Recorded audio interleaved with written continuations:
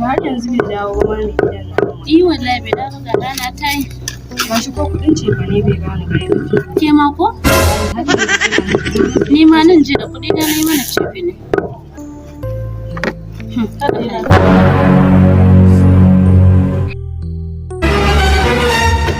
Gidan me kuke yi?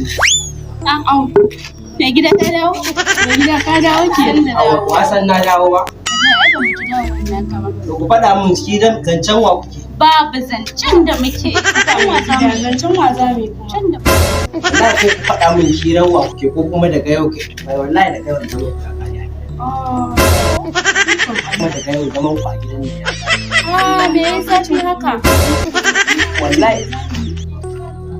Bari ki gani wallahi daga yau zaman ku a gidan nan ya kaya.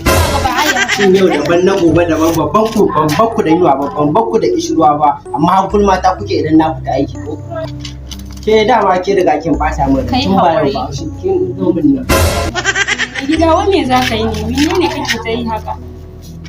Ka ga dan Allah ka taimaka kar ka rubuta wannan.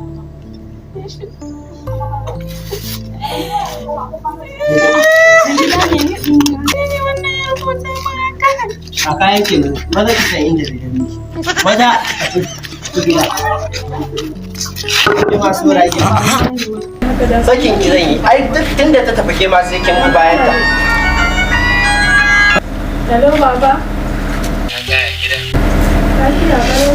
Na shari'ar tamu ce Allah ya bamu nasara wannan samu kudaden nan shi ne na ce ga miliyan 3 zan turo miki rike miliyan 2 sai ba miliyan 1 shi ma kafin ga yadda hali ce da To shi ke baba na gode Allah ya saka da shi ke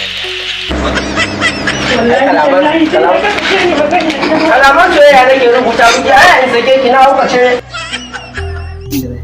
biran na ya zo ya cuce ni biro wallahi ba ku inda zaki je Allah ba ki saki fita ko zaki fita kin ba da kuɗi na wallahi Allah wallahi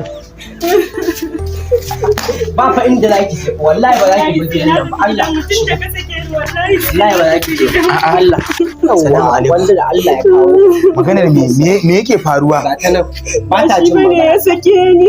Ya sake ki? To wallahi sai kin bi ya za a tun da ka sake ta sai ta bar gidan nan. haka zaki Saki ai tun da ka sake ta sai ta bar gidan nan zo kama hanya mu. Zo ki kama hanya ba wani abu da zaka ce sai mun tafi.